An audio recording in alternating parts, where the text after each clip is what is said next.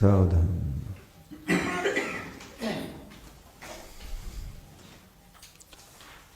वंदितु सर्वसिद्धे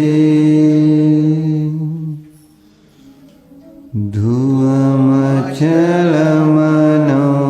वमं गदिं पते उच्छामि समयपाहुड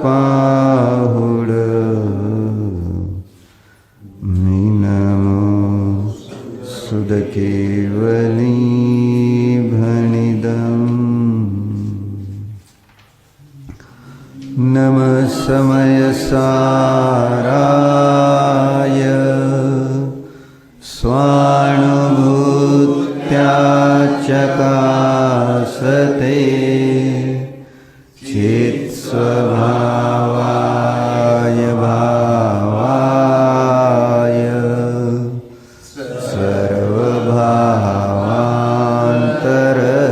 सर्वभावान्तरच्छिदे.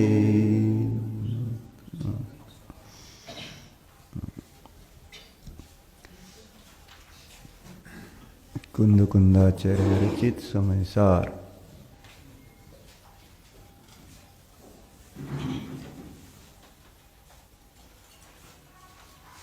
आपण बघत होतो की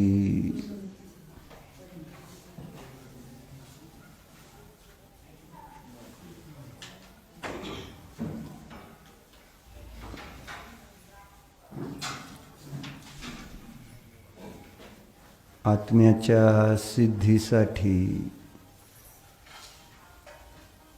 इथं आचार्यांनी ग्रंथाच्या प्रारंभी सिद्धांना नमस्कार केलेला आहे.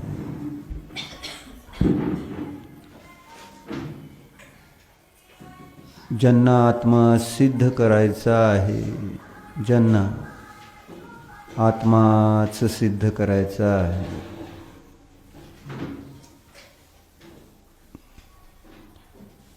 म्हणजे आत्म्याला पर्यायामध्ये व्यक्त करायचा आहे, हाही एक अर्थ होतो. आणि आत्म्याला पर्यायामध्ये सिद्ध बनवायचं आहे, अशरीरी बनवायचं आहे, असाही अर्थ होतो. एक दिवस आपण पाहत होतो ही चर्चा की आपण आत्मा असताना सुद्धा आत्म्याच्या सिद्धीची चर्चा कशासाठी घेतलेली आहे ना. 17-18 गाथेनंतर जी आलेली चर्चा होती ती, ज्यामध्ये हा विषय घेतला होता किंवा आत्मा ज्ञान स्वभावी असताना तुम्ही त्या आत्म्याची तशा प्रकारे उपासना करायला कशासाठी सांगता आहात. मी आत्माचा आहे जर, तर मग मला आत्म्याची सिद्धी करण्याची काय गरज आहे. इथं पुढं कोण बसणार आहे? भाग्यश्री का सुतकृती काय नाही ना? मुसर कोण बस तिथं नीट उठून. काय सांगतोय?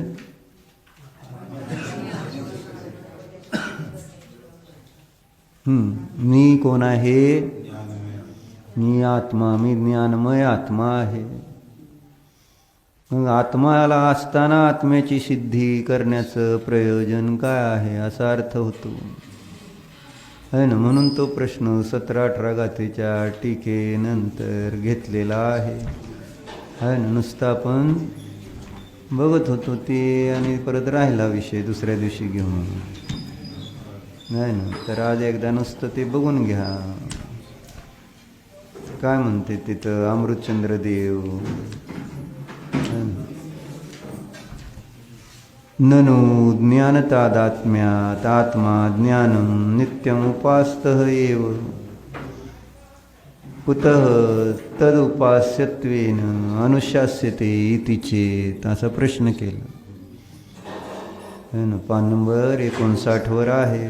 20 नंबर कलशानंतर गद्य टीका आहे, तिथं देता येते. ननुचा ज्ञानतादात्म्यात आत्मा ज्ञानम है ना. ज्ञानाचा आत्म्याबरोबर आत्म्याचा ज्ञानाबरोबर तादात्म्य संबंध आहे.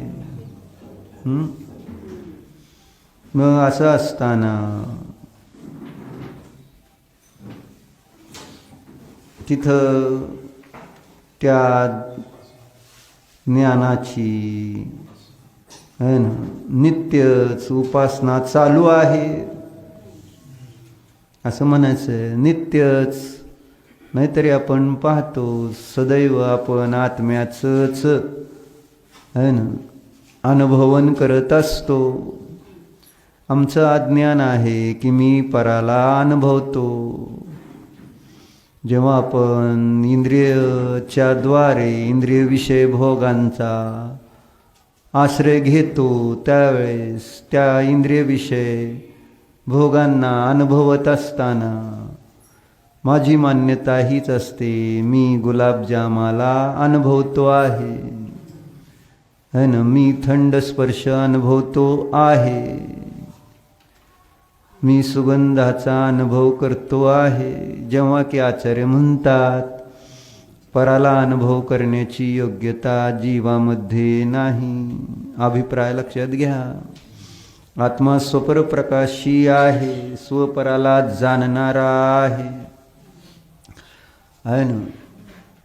मग स्वपराला जाणणारा असताना तिथं आत्मा पराचा अनुभव करत नाहीचा अर्थ काय झाला तर तिथं ज्ञान आपल्या स्वचतुष्टयाच्या मर्यादेला सोडून राहत नाही आणि जाणले गेलेले जे विषय आहेत ते पण आपल्या स्वचतुष्टयाच्या मर्यादेला सोडून राहत नाहीत.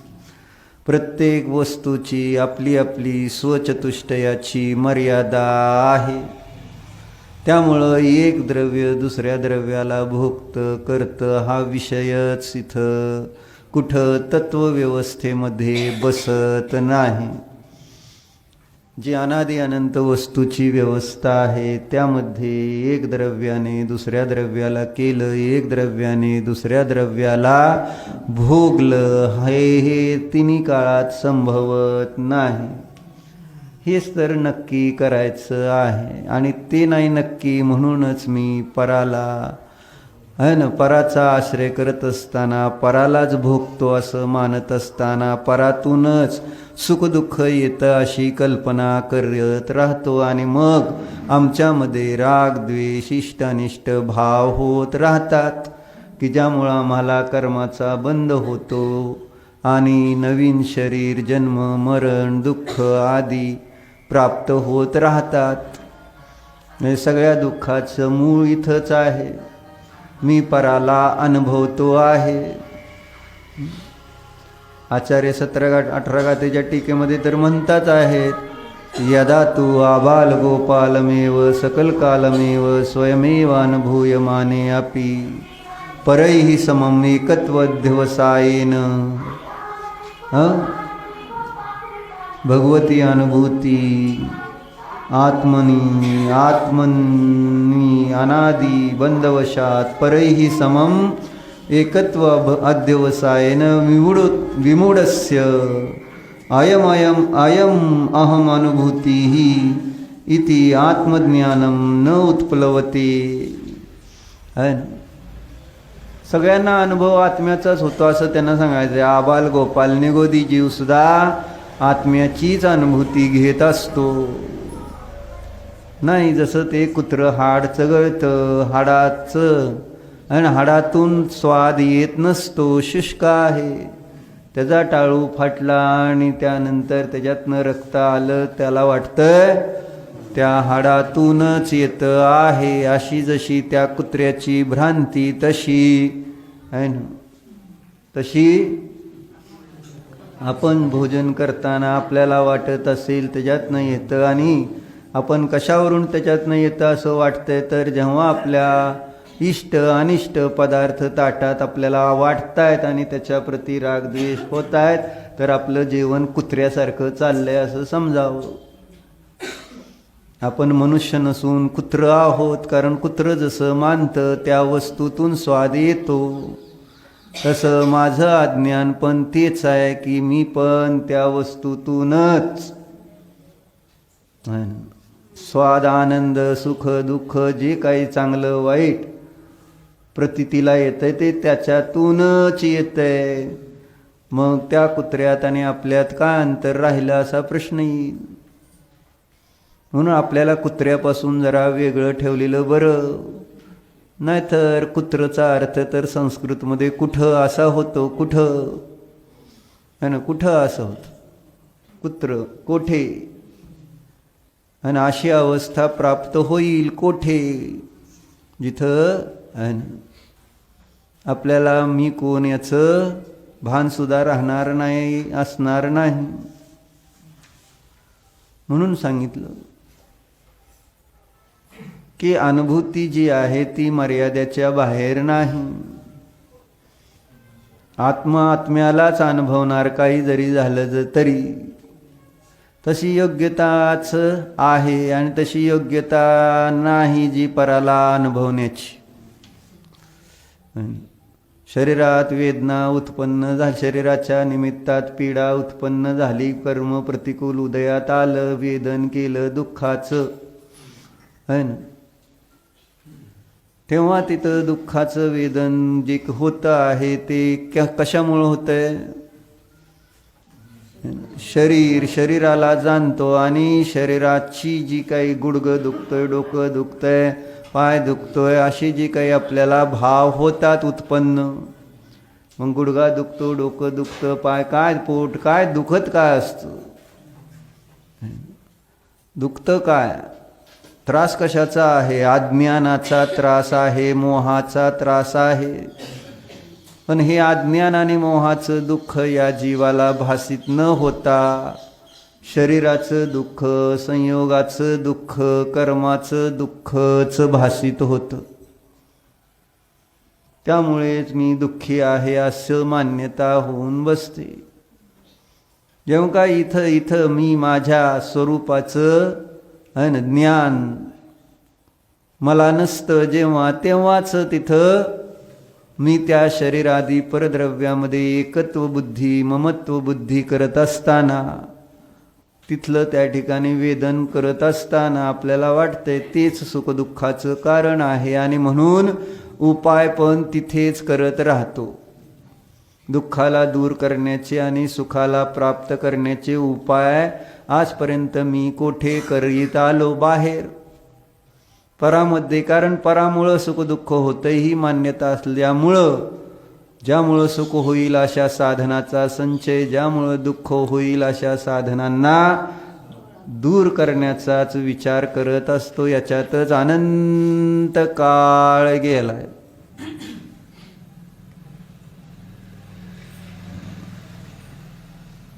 आणि अजूनही तसं श्रद्धान व्हायला तयार नाही की परामुळं सुख दुःख होत नाही, पर सुख दुःखाचं कारण नाही.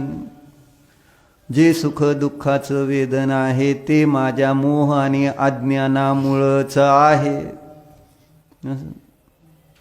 म्हणून ज्ञानार्णव अंतर्गत सम्यक ज्ञानाची चर्चा करताना तसा श्लोक घेतलेला पण आहे. बंध दुःख कशामुळे येत आहे का, तू वाचतो तो भाग नाही ना. त्यामध्ये आला तसा एक श्लोक. सगळं संकट कशाचं आहे, कोणतं आहे. संकट दुःख केवळ अज्ञानाचं आहे, मोहाचं आहे. पण हा अज्ञान आणि मोहच मला माझं वाटत असतं. मी मोह, माझा मोह. म्हणून आचार्यांनी लिहिलं की मोह तुझा कोणीही लागत नाही. कशासाठी त्या मोहामध्ये एवढं मोह करतोस. आणि तू तर ज्ञान स्वभावी आत्मा आहे. नथी मम को विमोह बुद्धयोग एव अहमिक्को. असं ज्ञानी जाणतो. मी तर एक ज्ञान स्वभावी आत्मा आहे आणि मोह माझा कोणीही लागत नाही. अशा प्रकारे त्या मोहाच्या प्रती निर्ममत्व जेव्हा होईल तर तिथं त्या मोहाने ज्या ज्या परवस्तूविषयी ममत्व केलेलं असेल ते ममत्व नष्ट होईल. चर्म दूर होणे परतनसे. म्हणजे बाहेरचं जे काही आपल्याला ममत्व दिसतंय परवस्तूंचं ते अंतरंगामध्ये असलेल्या है ना. अंतरंगामध्ये जो मोह आहे ना, अज्ञान आहे, ते आहे. ते मोह ममत्व सोडावं लागेल, त्याच्या प्रती आपण निर्मम व्हावं लागेल. तर आपोआपच मग शरीर माझं नाही, शरीराचं सुखदुःख माझं नाही, इंद्रिय विषय माझे नाही, त्यांच्या निमित्तात होणारं सुखदुःख मी नाही, हे सगळं आपोआप मग वेगळं काही त्या ठिकाणी करावं लागणार नाही. म्हणून आचार्य जे आहेत आपल्याला भगवान शास्त्र उपदेश काय देत आहे? मोह नष्ट करण्याचा उपदेश देत आहे. कारण आपण बघतो इथं मोह हेच दुःखाचं मूळ असल्या कारणाने आचार्यांनी ग्रंथ लिहिताना पहिल्यांदा स्पष्ट केलंय की मी हा उपक्रम कशासाठी केलाय? कशासाठी? स्व आणि पराच्या अनादी काळापासून चालत आलेला जो मोह आहे त्याला नष्ट करण्यासाठी मी हा उपक्रम है ना केलेला आहे, सुरू केलेला आहे. स्वपराचा मोह त्यांनी जाणलं, त्यांनी मांडलं आणि तद्रूप आता परिणत होऊ लागले. जाणलं त्यांनी पहिल्यांदा की दुःख कशामुळं आहे. आम्ही अजून तसं जाणायला तयारच नाही की मोहानं दुःख आहे म्हणून. कधी आपण चिंतन मनन केलं? जेव्हा जेव्हा मला दुःख झालं ते दुःख कशामुळं झालं यावर विचार केला. शरीरात रोग झाला तर कशामुळं दुःख होतं सुरेश भाई? आहे ना, हात दुखतेत, सांधे दुखतेत. मग ते दुःखाचं कारण चिंतन केलं का? हे दुःखाचं कारण आहे का? ते तर जड पदार्थ, जसंही जड आहेत, पुद्गल आहेत, त्यांच्यामध्ये सुखदुःखाचं वेदन नाही. जड अजीव अचेतन पदार्थात स्वसंवेदनाचा अभावच आहे, म्हणून त्याला अचेतन म्हटलं, अजीव म्हटलं. जिथं स्वसंवेदन नाही त्या ठिकाणी चेतना नाही. मग असं स्वसंवेदन रहित पुद्गल त्याला कुठं वेदन असतं सुखदुःखाचं? मग असं असताना सुद्धा आम्ही त्यालाच सुखदुःखाचं कारण समजून बसतो. म्हणून चिंतन करायला पाहिजे. ज्या वेळेस मला दुःख होतंय, दुःख कशामुळं, त्याचं त्या ठिकाणी अंतरंग कारण शोधलं पाहिजे. बहिरंग कारणामध्येच आपली बुद्धी लागत राहिली तर बहिरंग कारणावरच उपचार करत राहणार. आपण बघितलं अनेक वेळा आरशात त्या ठिकाणी आपल्याला झालेली डोक्याला जखम, तर ती आरशात पाहून आपण पट्टी करायला गेलो आणि आरशाला मलमपट्टी केली तर ती जखम भरून येणार नाही. कारण जखम आरशात दिसणाऱ्या त्या चेहऱ्यावर जरी दिसत असली तरी ती तिथं त्या आरशावर नाही, आरशात नाही, आरशाला नाही. आणि जखम कुठं झालेली आहे? डोक्याला झाली तर तिथंच तुला मलमपट्टी करावी लागेल. तसं मग बहिरंगामधलं काय बदल करणार आहे? मलमपट्टी कुठं करायची आहे? दुःख दूर कुठं आहे आणि ते दूर कुठं करायचं आहे याचं थोडं तरी विचार चिंतन मनन करतोय काय? आणि ते होत नाही म्हणून तर आपल्याला पर्यायामध्ये पुन्हा पुन्हा कर्मजनित, शरीरजनित, संयोगजनित दुःख उत्पन्न होत असताना माझी बुद्धी तिथंच जाते. फिरून तिथंच पुन्हा त्या ठिकाणी दुःखाचे कारण संयोग आहे, दुःखाचं कारण शरीर आहे, दुःखाचं कारण पापकर्म आहे. चिंतन करायला तयार नाही की हे अज्ञान आहे, ते दुःखाचं कारण नाही तर अज्ञान दुःखाचं कारण आहे. त्याच्यातून दुःख येतं, ते दुःखाचं कारण आहे. हेच मूळ अज्ञान आहे.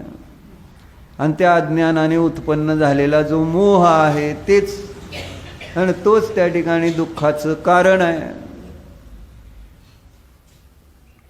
यासाठी अंतरंग दुःखाच्या कारणाचा विचार करावा लागेल.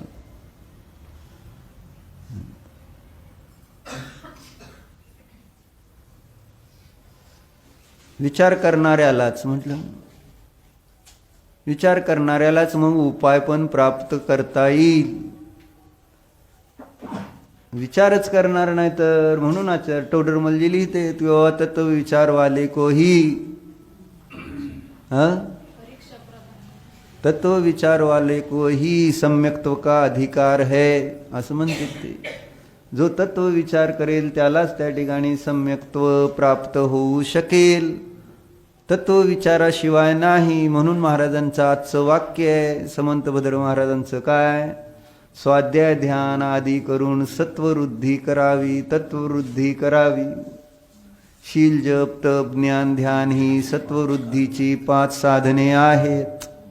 सत्ववृद्धी म्हणा तत्ववृद्धी म्हणा अभिप्राय एकच, शब्द सामानाधिकरण्य असं. तत्व विचार करावा लागेल. तत्व विचार करण्यामध्येच आम्ही आळशी राहिलेलो आहोत. आळशी असतो तत्वचिंतन करण्यात, असं होतं. काय अनिश, बरोबर आहे का? पूजेला येऊ शकतो का नाही तू, पण नाही येत का? आळस, त्याचं नाव आळस आहे, दुसरं काय म्हणून. पूजेला येऊ शकतो, वेळेवर शास्त्राला येऊ शकतो, पण नाही येणार. आणि किती दिवस झाला आपण चाललं हे. पण फरक काय पडतोय का? म्हणजे तो काय आणि आपण काय, ते एक उदाहरण झालेलं आहे. पण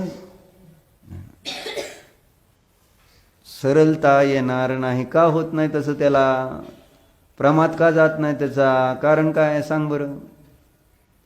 कारण काय? तत्व विचार करीत नाही.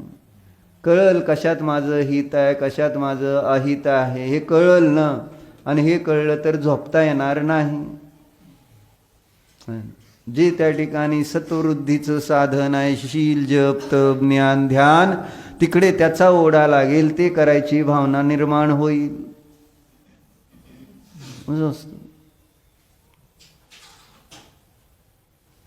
तत्वविचाराच्या अभावामध्ये हित अहिताचा निर्णय कसा होणार? माझं कल्याण कशामध्ये? अज्ञानाने तर कल्याण परवस्तूच्या द्वारेच भासित होत आलेलं आहे. परवस्तूनेच, परपदार्थानेच. मिथ्यात्ववृत्ती प्रमाद कशा योग हेच माझ्या त्या ठिकाणी सुखाची कारण मला भासित होत आलेली, जेव्हा की ती बंधाची कारण आहेत, परतंत्रतेची कारण आहेत असं सांगते. तत्व विचार करणार नाही तर काय होणार? धीरज झोप येणार शास्त्र ऐकताना सुद्धा. का? कारण प्रयोजन काही दिसत नाही, हित काही याच्यामध्ये दिसत नाही, म्हणून हित आल्यावरच झोप येते. असं होतं का? गणितच एवढंच आहे. कधीच आपण तत्व विचार ऐकतोय, नुसतं ऐकून काय होणार? ऐकून तसं श्रद्धान करावं लागेल. श्रद्धान करण्यासाठी तत्व विचार करावा लागेल, तत्व निर्णय करावा लागेल आणि तत्पूर्वक ध्यान करावं लागेल. तत्व विचार आहे, तत्व निर्णय आहे आणि मग तत्वाचं ध्यान आहे. तेव्हा कुठं साध्यसिद्धी होईल. आणि माझं काम कुठपर्यंत मर्यादित आहे? ऐकण्यापुरतं मर्यादित आहे. ऐकणं एवढंच माझं काम. मी समजून बसलेलं आहे. शास्त्राला आलं तर मग आपण बघितलं, आणि मंदिरात गेलं तर पाहणं. एवढंच 2 कामं आपण धर्माची समजतो, ऐकणं आणि पाहणं. फार तर कोणी त्याचं जरा पुढं गेलं तर वाचणं, फार पुढं जरा गेलं तर थोड्याशा क्रिया करणं आहे ना. एवढंच. क्रिया म्हणजे बाह्यव्रत अधिक धारण करणं, इथपर्यंतच मर्यादा. त्यापुढं आपण जायला तयार नाही. अरे तत्व काय, तू कोण, मी कोण यावर विचार नाही. म्हणून दुपारी आपली चर्चा चालली ना. चारित्र काय हे कळायला तयारच नाही. चारित्र कोणाचं हेच कळायला तयार नाही. अज्ञानानं बाह्य त्या ठिकाणी क्रिया करून त्याला चारित्र मानायला लागला. आत्मचरित्र काय हे माहितीच नाही. जे महाराजांनी प्रकर्षाने आपल्या समोर ठेवलं की स्वरूपे चरणम चारित्रम, स्वरूपामध्ये काय चरण करणं, विहार करणं, स्वरूपाची प्रतीती करणं, जाणणं, अनुभवणं, हे सर्वोत्तम चारित्र आहे. तेच चारित्र सांगितलं, पुन्हा पुन्हा सांगितलं. आणि त्या चारित्रावर पूर्ण विश्वास श्रद्धान होता की हे चारित्र जिथं असणार आहे तिथं बहिरंग चारित्र असणारच आहे. आणि बहिरंग चारित्र असताना एक दिवस संपूर्ण कर्मातून मुक्त होणार आहे आणि स्वरूपामध्येच नित्य राहणार आहे. त्या स्वरूपाचरण चारित्रावर श्रद्धा नव्हतं. कारण त्याचा अविनाभाव माहिती आहे, सुखाशी, समताभावाशी आहे ना, धर्माशी त्याचा अविनाभाव आहे, स्वरूपाचरण चारित्राचा. पंचास्तिकाय संग्रहामध्ये पण आचार्याने तेच दिलं, स्वचरित हाच मोक्ष मार्ग आहे. स्वस्वरूपामध्ये राहणं, स्वस्वरूपालाच जाणणं हाच मोक्ष मार्ग आहे. त्याला स्वचरित म्हणतात. मग बहिरंग चरित्र पण नाही, अंतरंग चरित्र पण नाही. आणि मग आपली दशा जी दिसते ती त्या ठिकाणी बदलणार कशी?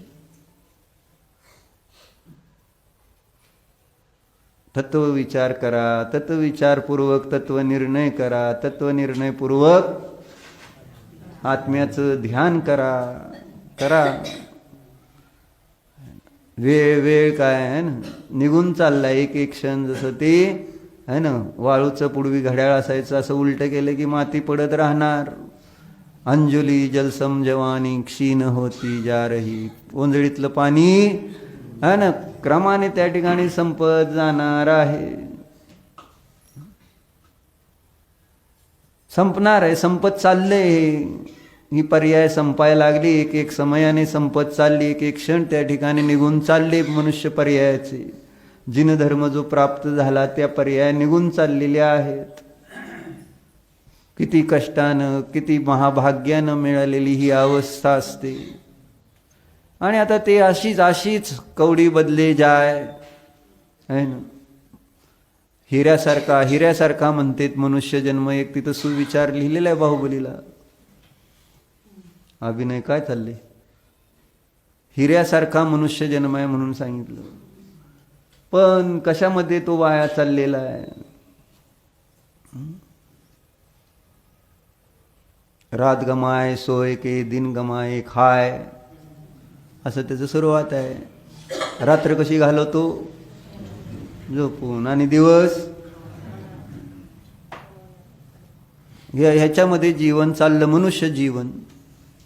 म्हणून तिथं लिहिलं पुढं त्यांनी, किंवा हिऱ्यासारखा मनुष्य जन्म आहे, कवडी बदले जाय. कशासाठी, कशाच्या बदल्यात तो त्या ठिकाणी संपत चाललाय हे कळणार नाही. पण तुम्हाला का नाही कळणार? हे शब्द तुम्हाला ऐकू येतात, पण तुम्हाला कळतेत काय बंटी हे शब्द? कधी आलं कधी गेलं, तुमची मर्जी. काय त्याच्यात म्हटलं ना, हित आहे त्याचं काय विकल्प नाही म्हणून. आणि का नाही?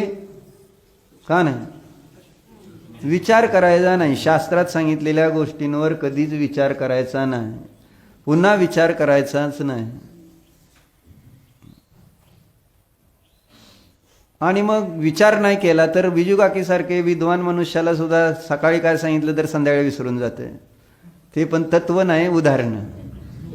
तत्व तर मग कशाला लक्षात राहील, उदाहरणच लक्षात राहत नाही. अडचण अशी येते. होतंय ना असं? मग तुम्ही प्रयत्न तरी केला निदान विचार आठवायचा का, काय झालं, काय सांगितलं, कोण कोण आणि किती किती विचार करताय. आणि कुणाला विचारलं तर पहिल्यांदा काय सांगतो, उल्हास भाई, सुरेश भाई, कोणी म्हटलं आहे ना, आम्हाला सांगता येत नाही. म्हणजे आमच्या लक्षात राहत नाही ही गोष्ट आहे. खरं तर सांगाल काय, जर लक्षात राहिलं तर मनुष्य सांगतायच की आपोआप. सांगता का येत नाही? तुम्ही लक्षात ठेवत नाही. लक्षात का ठेवत नाही? अप्रयोजनभूत आहे. त्याच्यातनं माझं हित भासित झालेलं नाही, माझं कल्याण याद्वारे वाटतच नाही. कसं वाटणार सांगा?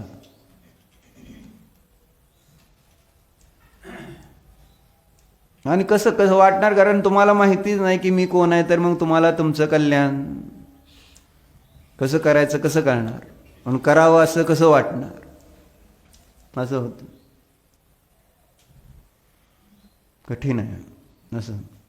आता त्यात तत्वविचार कोण, म्हणजे जबरदस्तीनं दुसरा कोण करवणार तुमचं? तुम्ही तत्वविचार प्रयत्न संगतीत ठेवून, जरा सांगून वाचून आहे ना, काय व्रत संयम देऊन थोडं त्या संगतीत ठेवण्याचा प्रयत्न करून त्या विचारापर्यंत राहण्यासाठी हे सगळं बाह्य परिकरण आहे. ते विचार राहावेत तुमच्यामध्ये म्हणून ती संगती असते. म्हणून आचार्य म्हणतात शील जप तप ज्ञान ध्यान ह्या गोष्टी करा. है ना, जप करतो काय आपण, जपाचं पण महत्व सांगितलं खरं तर.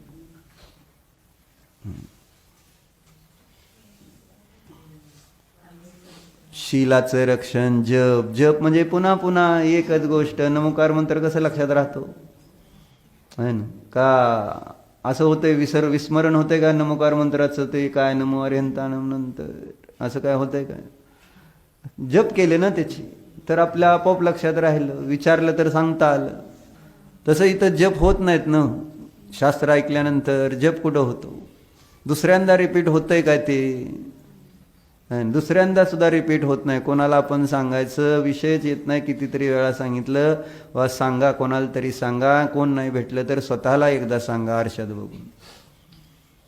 होईल ना, लक्षात राहील ना. आणि प्रयत्न करावे लागतील. कालिदासाने केला प्रयत्न, मूर्खच होता तो पण. किती मूर्ख, ज्या फांदीवर पडलाय बसलाय तीच फांदी तोडत होता की नाही. त्याच्या एवढे मूर्ख आपण नाही आहोत. नाही, ती तर बरा म्हणायचं, कारण त्याला कळलं ती मूर्ख आहे म्हणून. आहे ना, तुम्हाला असं झालंय की तुम्ही मूर्ख असताना तुम्हाला मान्य नाही की आम्ही मूर्ख आहे म्हणून. कारण तुम्ही जाणता आम्ही तेवढं त्या फांदीवर बसून तोडतोय काय तीच फांदी. आहे ना, त्यामुळे आम्ही मूर्ख नाही आहोत ही पक्की मान्यता आहे, ही पक्की मान्यता आहे. आणि मग तुम्हाला काय शहाणपण शिकवणार. जो मूर्खच नसेल त्याला शहाणपण प्राप्त करण्यासाठी प्रयत्न करायची गरज तर काय असणार. कालिदासाला वाटलं आणि आपला जीव दिलेलं बरं म्हटलं, एवढं सुद्धा असं मला कळत नाही तर मग पुढं बघितलं ना. दगडावर जेव्हा त्या दोरीचे वन पाहिले तर तिथं बुद्धी त्याच्या आली की बाबा जर दगड त्या ठिकाणी त्या साध्या मऊ दोरीने त्याच्यावर जर वन पडू शकतात, दोरी किती मऊ, दगड किती कठीण, आणि मऊ दगड त्या कठीण, काय मामी तेजस आहे ती. मग काय बघताय, त्याचे केस काय करतोय बघतोय, मग दुसरं कोण बघताय. अनुभय कोण आहे, काय सांगत होतं सांगा बरं. हीच तर प्रॉब्लेम आहे. ऐकताना सुद्धा नीट एकाग्र मन करून ऐकायचं नाही, इकडं तिकडं बघत बसायचं. आणि दुसरं काय, झोपायचं. अवघड शास्त्र असलं दुपारी तर येऊन झोपायचं. येता एवढं चांगलं आहे. प्रयत्नच करायचा नाही. मला काय ना, मी ढच. जेवढं राहुलला काल जेवायला बोलवण्यासाठी प्रयत्न होता तेवढा प्रयत्न जर आपल्या आत्म्याला जाणण्यासाठी केला असता तर कल्याण झालं असतं. तत्वाचं चिंतन, राहुल राहुल राहुल करून दसरा काढला का नाही. जेवला पाहिजे जेवला पाहिजे जेवला पाहिजे, मरल मरल मरल मरल आहे ना. संध्याकाळ झाली होती, 5:45 वाजले होते. मग वडिलांना फोन करायला लावला लगेच. मग नवऱ्याला, पोराला फोन लावा. त्यांनी बी लावला. काय नाही, येत नाही बरं का. नाही ना, इथं गिरायक पण बसलेलं आहे. कशासाठी, आता जेवायचं का गिरायक करायचं आहे ना. गिरायक आहे, जेवायचं नाही, जेवायचं का गिरायक करायचं आहे, 2 ऑप्शन्स. म्हणून मग ते म्हटलं ना, ते वाळवंटात पडलेल्या मनुष्यासारखं आहे. तहान लागलेली आहे, इंटरनेट त्याच्याकडे, फोन आहे, नेट पण नाही त्याच्याजवळ, आणि इकडं पाणी आहे, इकडं नेट आहे. कुठं जाणार, कुठं जाणार. हां, तहान लागलेली आहे बरं का, नेटची का पाण्याची, कुठं जाणार. आणि आपण बघितलं ती गोष्ट, ती पाटलाची सून आहे ना, वड्याच्या किनारी राहते का नाही, झोपडीत. पाण्याची तहान नाही बाबा. मी शरीराला जेवण लागतंय ते सोडा, पण गिरायक पाहिजे. आता पैसे खाण्यापुरते तर आहेत बहुतेक, पण तरी सुद्धा अजून पैसे साठवायचे कशासाठी माहिती नाही. खायला जर मिळत नसलं तर ते पैशाचं करायचं काय. मिडास राजाची गोष्ट आपण ऐकली. खायलाच नाही तर त्या सोन्याचं करायचं काय. सोनं सोनं सोनं, सगळं सोनं केलं. बरं, सोनं झालं, कुठे गेला राहुल, नाही आला. नाही आला का, नाही, बरं झालं. असं काही झिरो व्हॅल्यू आहे, झिरो म्हटलं ना, म्हणून दुःख होतं, बाकी काय नाही. तुम्हाला जसं दुःख होतं ना काय बोललं तर, तसं मला तुमचं दुःख असं होतं. मला आपण जिवारी लागतं किंवा आपण एवढं ह्यांच्यासाठी एवढं बोलतोय सांगतोय आणि ह्यांना काय किंमत नाही पाहिजे. त्यावेळेस घरी मला बसलोय, मला राहिलं असतं दुकानचं थोडं काम राहिलंय. तुम्हाला नुसतं बोललं नाही, चुकलं पाहिजे खरं तर, आहे ना. बोललं ही चुकलं काय तर ह्याला, आणि आम्हाला असलं बोलताय कशाचं काय, तर सांगायचं काय, काय सांगत होतो, आहे ना. जेवण महत्वाचं का, हे महत्वाचं होतं, महत्वाचं नाही ना. जेवण काय, शरीरासाठी जेवण महत्वाचं, पैसा महत्वाचा, पाहुणे जरा सामान्य सांगायचं, विशेष नाही, सामान्य. जगण्यासाठी पैसा का, जगण्यासाठी जेवण लागतं. हा, काय बोलताय, हे तुम्हाला वाटत असं, तुम्ही रिटायर झालाय म्हणून, तुम्हाला आयते पैसे येतात म्हणून ते मान आलो ते मागणं, आणि तू काय करतो रे सांगायला लागला. तुला काय, तू काय कमवतो वाटतंय, मागचं पुण्य आहे म्हणून येतंय का, आत्ता काही सुद्धा नाही. मूर्ख म्हणून म्हटलं, मूर्खता आहे ही. मी दुकानात बसतोय, मिळवतोय म्हणून येतंय. सगळ्याला त्या ठिकाणी तसे सगळे रिटायरच व्हायला पाहिजे नियमाने, येणारच आहे ती.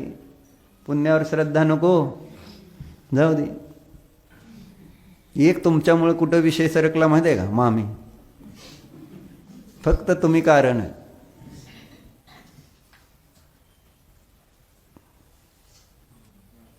हे कालिदासाचं सांगत होतो. कालिदासाला काय म्हणलं, जर तर त्याला वाटलं काय आपलं जीवन काय व्यर्थ आहे ना. तुम्ही आत्महत्या करायला पाहिजे खरं तर बाहेर जाऊन नियमानं. आत्महत्येचे भाव येतात का तुम्हाला कधी, काय आपल्याला एवढं साधं कळत नाही, आपल्याला एवढं विचारलेलं आलं नाही, आपल्याला जीव दिलेला बरा म्हणून कोणाकोणाला वाटलं एखाद दिवशी, सांग बरं. हे कोणाला वाटतं आत्महत्या करावी म्हणून.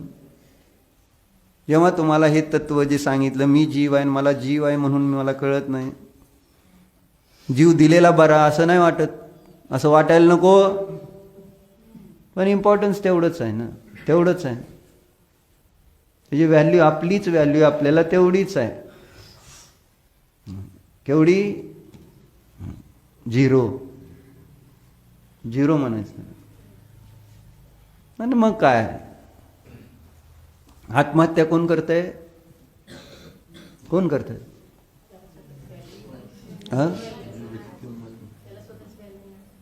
त्याला स्वतःची आले नाही. व्यवहारात विचारतो मी, आत्महत्या कोण करतं,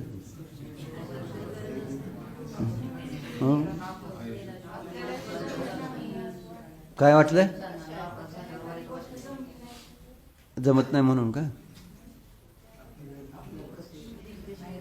काय तुम्हाला कधी आलंच नाही बहुतेक, त्यामुळे तुम्हाला कसं सांगता येईल. प्रॅक्टिकल कुठं आहे तुमच्याकडे, काय आली काय, कधी आली, मग कधी करणार होतं का आत्महत्या, कोणामुळे आली होती विचारतोय, सुनांमुळं, मग का नवऱ्यामुळं आली ती, वेगवेगळे अनेक कारण आहेत, ते तुमच्यामुळं आली म्हणतील.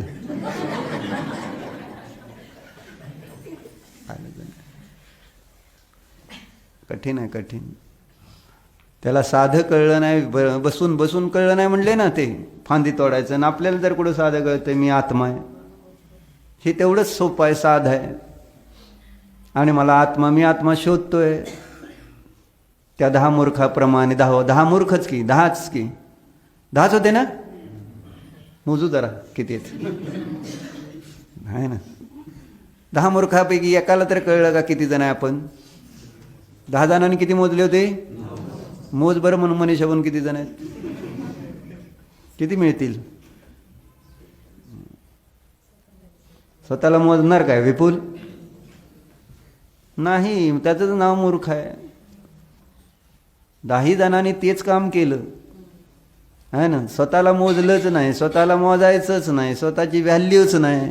का अनुप डॉक्टर, बरोबर आहे का, मोजायचंच नाही आपल्याला.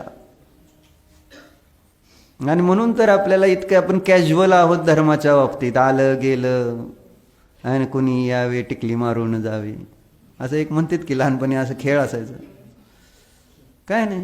काय नाही, कधी आलं कधी गेलं. आणि हे सगळं होतंय तत्वविचाराच्या अभावामध्ये. त्याच्यासाठी चर्चा चालली. विचार करावा लागेल दुःखाचं कारण कोण आहे ह्याच्यासाठी चर्चा करत होतो की बाबा मला मी जोपर्यंत माझा मोह दुःखाचं कारण वाटणार नाही तर मोह दूर करण्यासाठी हे चैतन्य तत्व मी समजून का घेणार.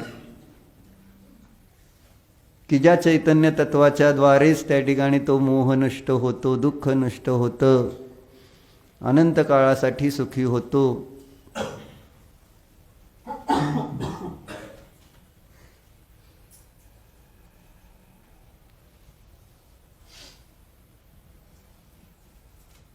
कळते का? ओम काय कळते?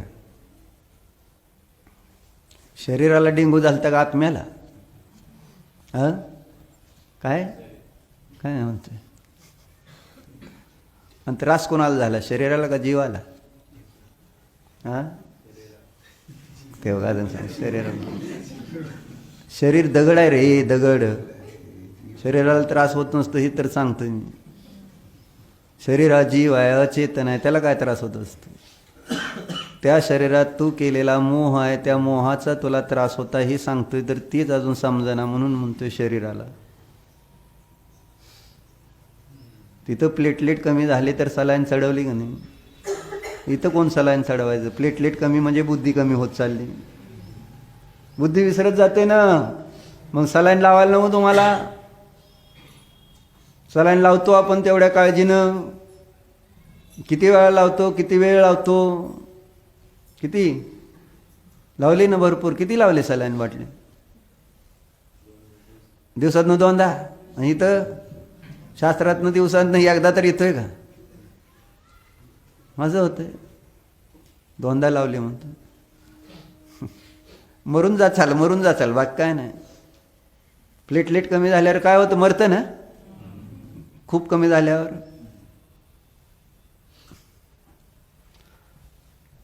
विचार करा राव, विचार करा. म्हणजे विचार करणाऱ्यालाच म्हणून म्हटलं, विचार करणार नाही तर काय होणार नाही, आहे ना. जसं म्हणजे उल्हासभाईचा एक शब्द कायम आहे, टोटल फेल. Total fail. आता टोटल फेल म्हणजे कुठलंही काय, कोणाचं काय, कोणी धंद्यामध्ये काय झालं तर टोटल फेल. क्रिकेट मॅच हारली, टोटल फेल, आहे ना. काय झालं की टोटल फेल. आणि त्याला त्याच्या जीवनात बघितलं तर स्वाध्याय, ध्यान, किती टोटल फेल, है ना. कळतं का टोटल फेलचा अर्थ? दुसऱ्या ह्याच्या टोटल फेल त्याला सगळ्याचं कळतं. कोण टोटल फेल्युअर आहे. पण आपण किती धर्ममार्गामध्ये फेल्युअर आहोत, टोटल फेल्युअर आहे. आपल्याकडे किती बुद्धी, आपल्याकडे शरीराची क्षमता किती, आपली ताकद किती, आणि ह्या सगळ्या असताना सुद्धा जर आपल्याला ह्याच्यामध्ये जर यश येत नसेल, यश नाही, जे यश पाहिजे, जेवढं पाहिजे, जसं पाहिजे तसं तेवढं त्या पद्धतीचं यश नसलं तर त्याचा अर्थ काय? धंदा करायला लागल्यानंतर जसं जेवढं यश पाहिजे तेवढं नसलं तर काय होतं? प्रफुल्ल. फेल्युअरचं दुःख होतंय का नाही? इथं या व्यवसायामध्ये नाही टोटल फेल. किती दिवसापासून आपण हा व्यवसाय करतो स्वाध्यायाचा, दर्शनाचा, आणि झालं काय? होतंय काय? आम्ही नाही टोटली फेल झालेलो धर्ममार्गामध्ये असं नाही वाटत आपल्याला? बघायला नको आपल्याला आपले विचार, आपले आचार, सगळं बघायला पाहिजे मामा. टोटल फेल नाही असू द्या. म्हणून सांगितलं तत्व विचार करा. कशासाठी? म्हणजे आज तर विचार करा. आज तुम्हाला दुःख होणार आहे का? आज दुःख होणार आहे का तुम्हाला? काय म्हणजे माझी एकमेकाकडे बघण्यात काय अर्थ आहे? आज दुःख होणार आहे का? तर काय शंका नाही, निशंक राहिलं पाहिजे. हो, आज 100% दुःख आहे मला. काय शंका घ्यायचं कारण आहे? शरीर आहे, संयोग आहेत, मोह आहे, तत्व विचार नाही, तत्वश्रद्धान नाही. आणि मग सुख कुठे शोधावं लागेल असा प्रश्न आहे खरं तर. आज तुम्हाला सुख होईल का असा प्रश्न विचारायला पाहिजे खरं तर. आज तुमच्या जीवनात सुख असणार आहे काय? नाही. म्हणजे मी ध्यान करणार नाही म्हणे की पक्क. मी माझ्या निजध्रुव शुद्ध आत्म्याला जाणून सुखी होणार हे माझ्या पुरुषार्थावर अवलंबून आहे.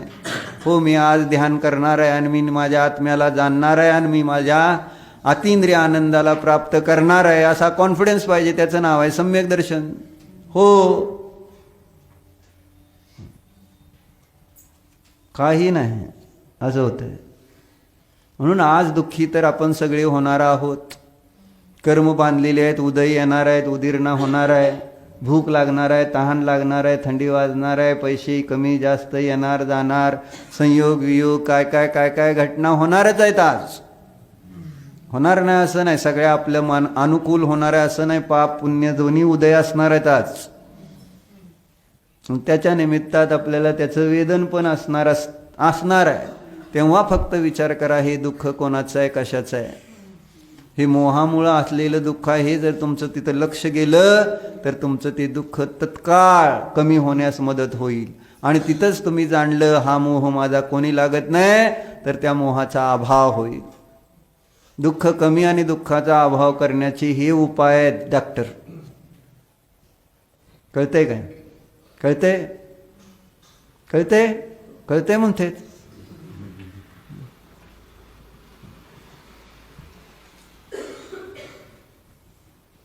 कशामुळे दुःख?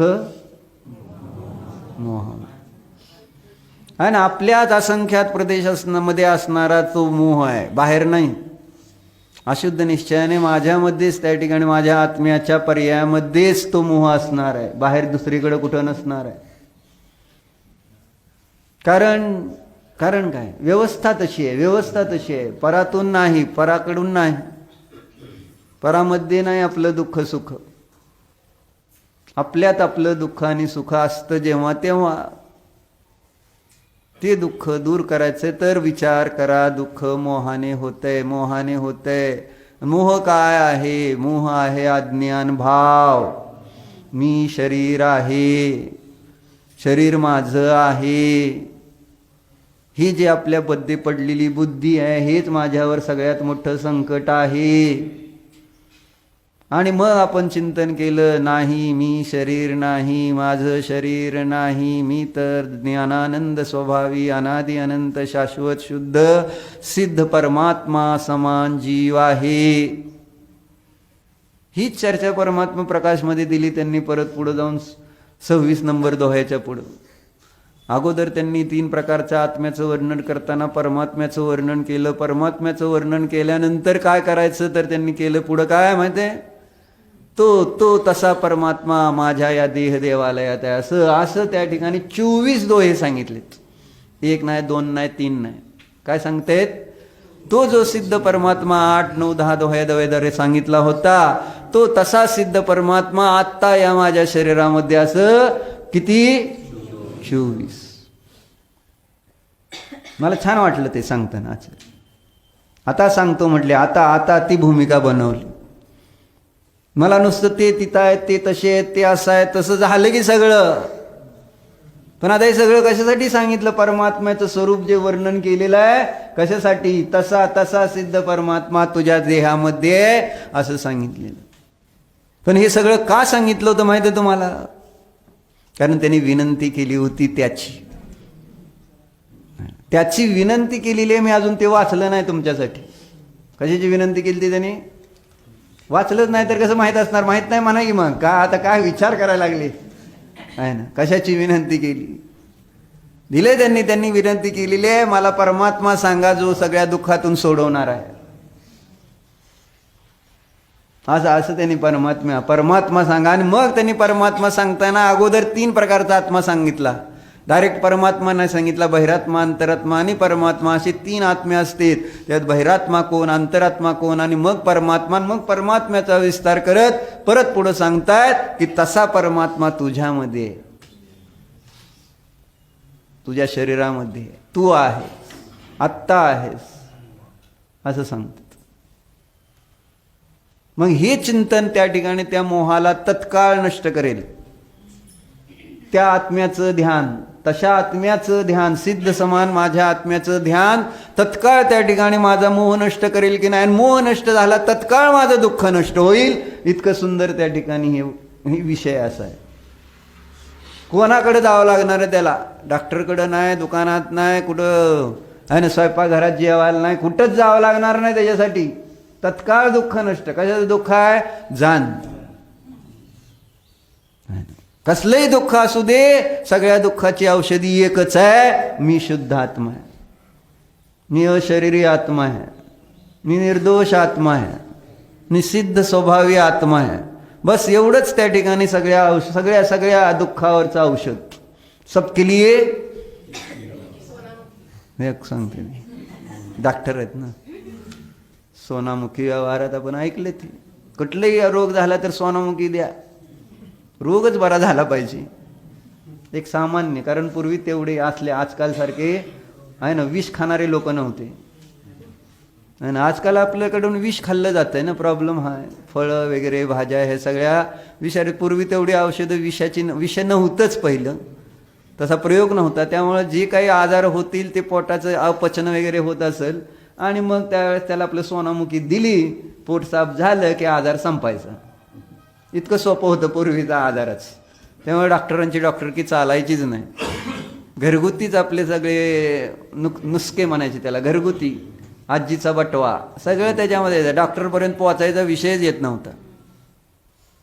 त्यामुळे डॉक्टरकी बंद पडत होती पूर्वीच्या लोकांची. आणि आता बघताय तुम्ही प्रत्यक्ष. तर चर्चा अशी आहे, इथं चर्चा कशासाठी सांगायची होती की आत्मा आपण आहोत, त्याला सुद्धा कुठं शोधायचं नाही. म्हणून इथं प्रश्न केला, मी जर आत्मा आहे तर मला त्या ठिकाणी तुम्ही आत्म्याची उपासना का करायला सांगता? तर सांगताय तिथं तत् न यतः न खलु आत्मा ज्ञानतादात्म्यपि क्षणमपि ज्ञान उपासते स्वयंबुद्ध बोधित बुद्धत्व कारणपूर्वकत्वेन ज्ञानस उत्पत्तेः.